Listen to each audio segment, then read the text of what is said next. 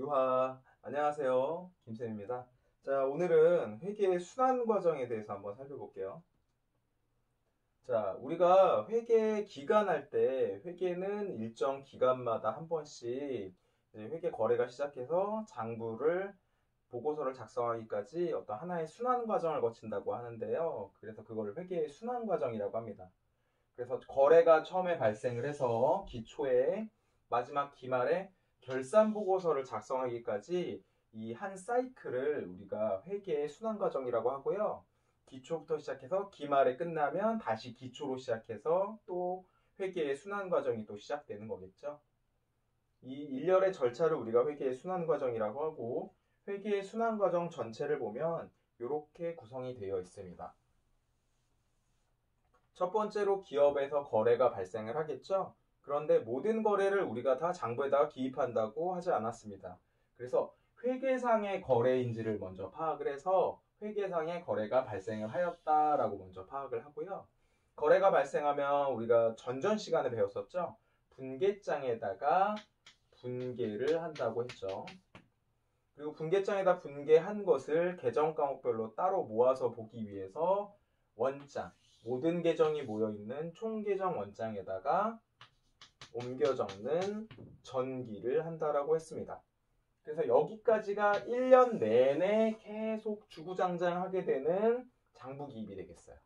그리고 장부기입을 계속 하다가 기말 시점에 이제 한 해를 마무리해야 될, 한 회계기간을 마무리해야 될 시점이 오면 결산이라고 하는 마무리 단계를 하게 됩니다.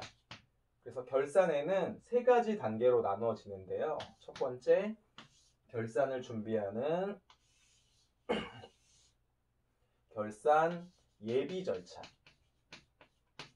두 번째, 결산을 하는 이유의 메인인 결산 본 절차. 그 다음 마지막으로 마무리하는 결산 보고서 작성 절차로 나눠지게 됩니다. 그래서 결산을 하기 전에 먼저 준비하는 단계에서는 우리가 차변과 대변에 계속 원장하고 분계장에다 기입을 하게 되죠. 근데 그 기입을 정확히 기입했는지를 확인해 보는 표를 먼저 작성을 해서 장부 기입이 잘 되었는지를 먼저 파악을 하게 됩니다. 그래서 그거를 시산표라고 하는데요. 시산표에 차변과 대변의 합계금이 안 맞았다라고 하면 그것을 한번 찾아서 수정을 해야겠죠. 자, 시산표를 작성해서 차변과 대변의 합계 금액이 모두 일치한다라고 했을 때는 우리가 발생주의라고 하는 것에 의해서 회계를 처리하게 됩니다. 발생주의는 현금주의와 반대되는 개념인데요. 우리가 회계에서는 현금이 오고 가는 것만 장부에다 기입하지 않습니다. 예를 들면 외상으로 상품을 매입했을 경우에도 우리가 외상 매입금이라고 해서 장부에다 기입을 하게 되죠. 그래서 발생주의 회계에 의해서 거래가 발생은 하였지만 장부에 미처 기입하지 못했던 것이나 거래가 발생을 하였는데 올해 회계기간만큼만 잡아야 되는데 올해 회계기간보다 더 많이 잡았을 경우에는 그러한 것들을 결산 시에 수정해 줍니다. 그럼 수정해 주면서 어떻게 돼요? 다시 분계를 하고 원장 정기를 해야겠죠? 그래서 그것을 결산 수정 분계라고 합니다. 결산 수정 분계는 우리가 회계에서 가장 마지막에 배우게 돼요. 그리고 나면 분계하고 원장 정기가 늘었으니까 어떻게 돼요? 다시 장부 기입을 잘했는지 차변과 대변의 금액을 합계를 맞춰보는 시산표를 작성을 해야겠죠? 그래서 시산표를 두 번 작성을 하는데 결산 수정 분기 기준으로 수정 전에 작성하는 시산표라고 해서 수정 전 시산표라고 하고 수정 분기 후에 작성하는 시산표라고 해서 수정 후 시산표라고 해요.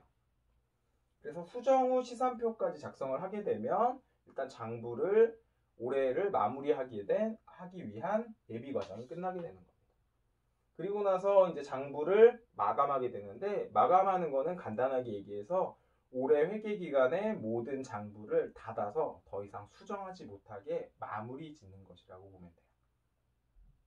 그러면 장부를 마감해서 마무리까지 했다라고 하면 이해관계자들에게 그들의 의사결정을 돕기 위해서 재무제표라고 하는 정형화된 형식의 보고서를 작성하면 올해의 회계기간이 끝나게 되는 겁니다.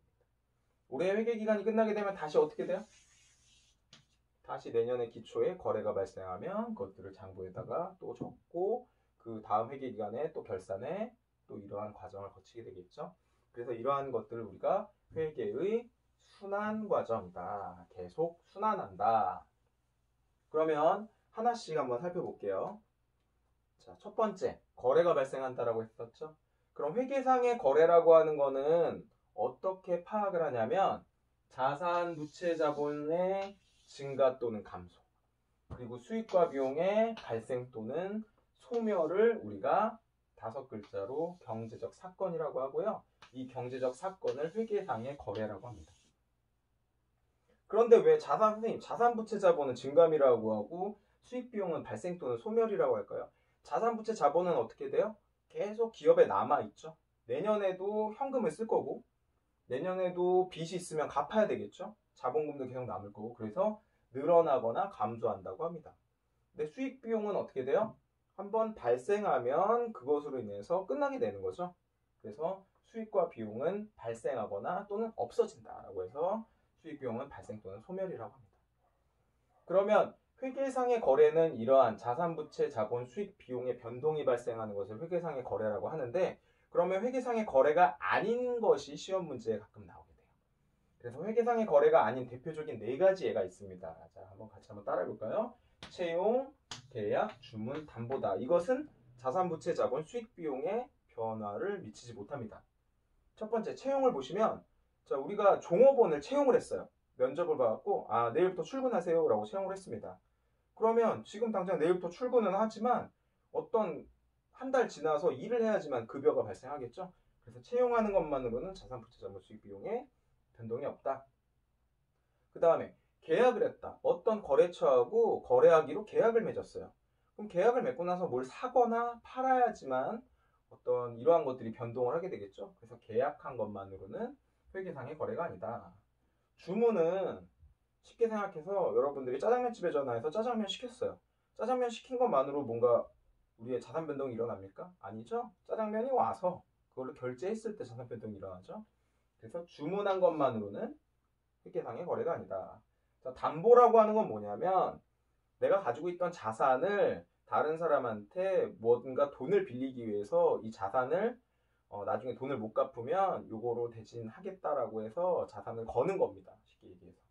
그래서 은행에서 대출을 받기 위해서 우리가 우리 회사의 건물을 담보로 잡았다라고 하면 그 은행에다가 담보로 잡았을 때 당장 우리 회사의 건물이 없어지는 건 아니죠. 그래서 담보를 설정한 것 자체만으로는 회계상의 거래가 아니다라고 할 수 있겠죠. 그래서 이 4가지의 키워드를 잘 외워두시면 이거 관련된 문제에서 쉽게 풀릴 수 있습니다. 그래서 채용, 계약, 주문, 담보 회계상의 거래가 아닌 대표적인 예다. 자, 두 번째 우리가 분계는 간단하게 하고 넘어가도 될 것 같아요. 분계 강의 시간에 좀 자세하게 다뤘기 때문에 회계상의 거래가 발생하면 이걸 발생 순서에 따라서 차변과 대변으로 나눠서 분계해서 장부에다 기입하고 그 장부를 우리가 분계장이라고 했었죠.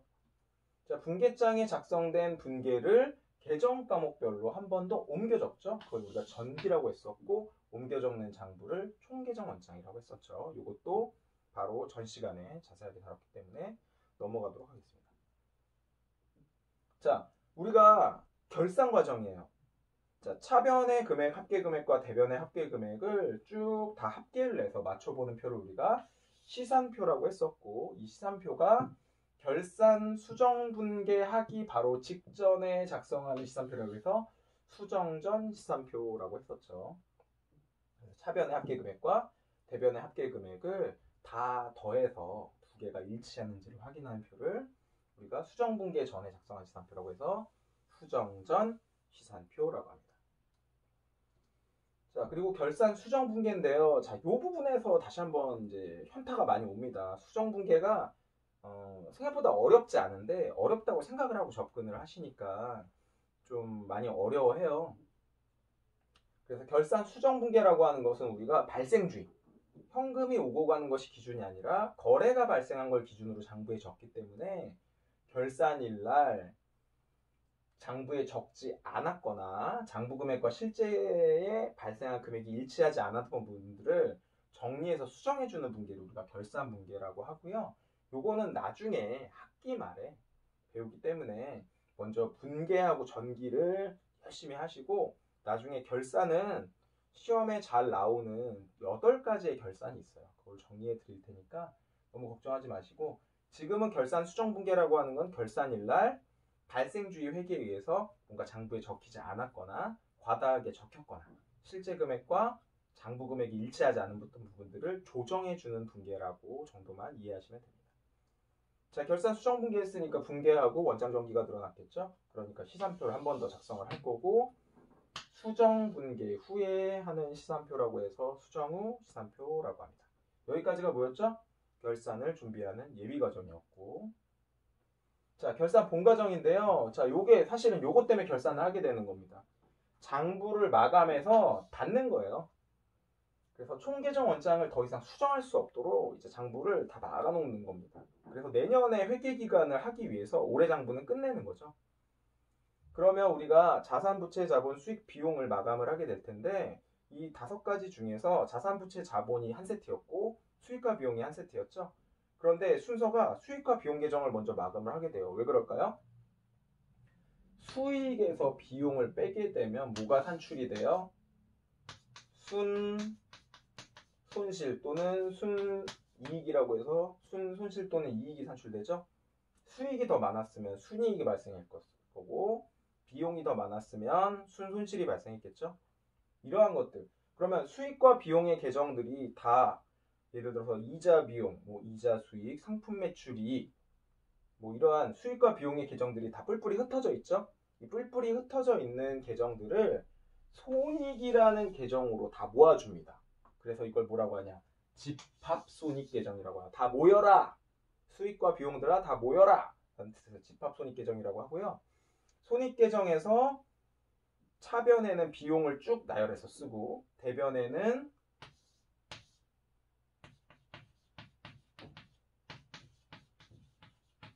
수익을 쭉 나열해서 씁니다. 그러면 차이가 발생하겠죠? 수익이 더 많았다면 이만큼이 당기 순이익이 될 거고 비용이 더 많았다면 이만큼이 당기 순손실이 되겠죠?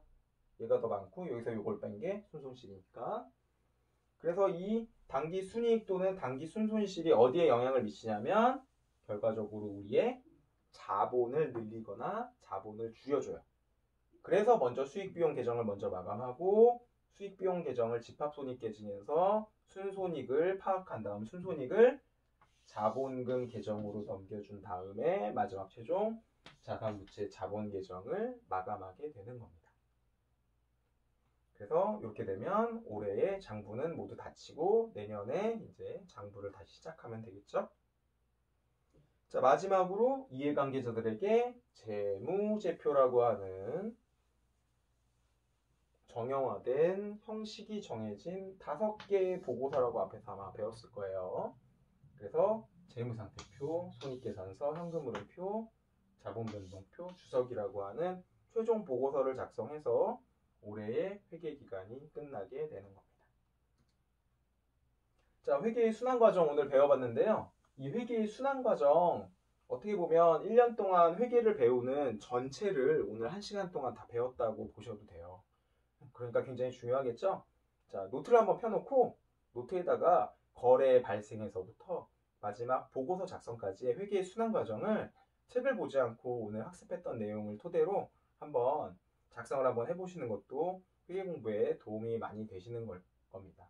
자, 회계의 순환 과정이 굉장히 중요하기 때문에 뭐 한 번 보고 이해가 안 된다면 몇 번씩 다시 보시는 것도 한 가지 방법이라고 볼 수 있어요.